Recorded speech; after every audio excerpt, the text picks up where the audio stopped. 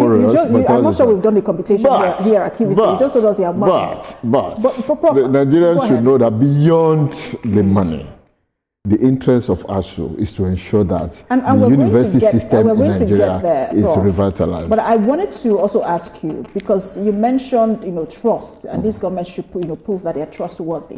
But the problem with agreements is that they outlive the government that signed them. And that, I believe that was also one of the problems in 2009 agreement, when the next administration would say, look, if we were us, we wouldn't have signed this agreement because it's not sustainable. But in looking at the long-term sustainability of this agreement, do you think that is something that another administration will want to go through with? How easy is it to implement? I think that is where Nigerians should get this very correctly. Government is a continuum. I don't take the excuse that the administration that signs an agreement will have problem when it leaves another administration. No. If the constitution is stable, it's the same thing.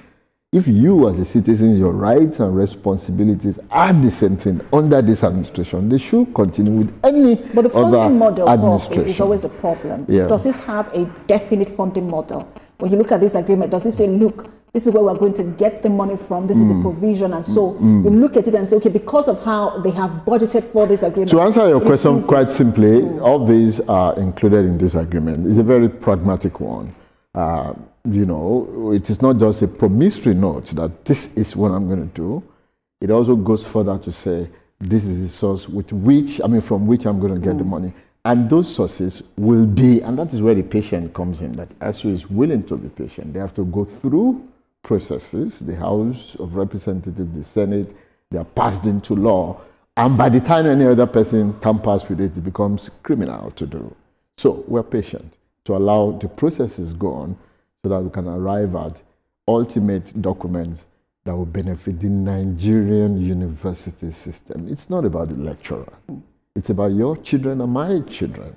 Well, some people will say, well, in this particular case, it looks like the lecturers are the one who are benefiting the most. Yeah, because that it makes more provision for the lecturers. Maybe I don't know about the entire outlook of the tertiary education system. Perhaps they lack that understanding, and I don't blame anybody because we don't do the same things. The lecturers are the drivers of the university, and the universities are the places where we produce the elites who will take care of this country. Take charge of this country today, tomorrow, and if there's anything like that, day after tomorrow.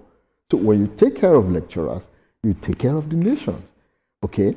So the children who attend Nigerian University as at today are those who do not have the frivolity of schooling abroad, but they need to get quality education.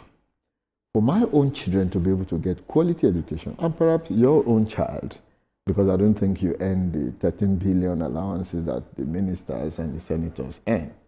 So for you and I, who are ordinary citizens of Nigeria, to have good education for our children is the reason ASU fights, and that fight should be sustainable.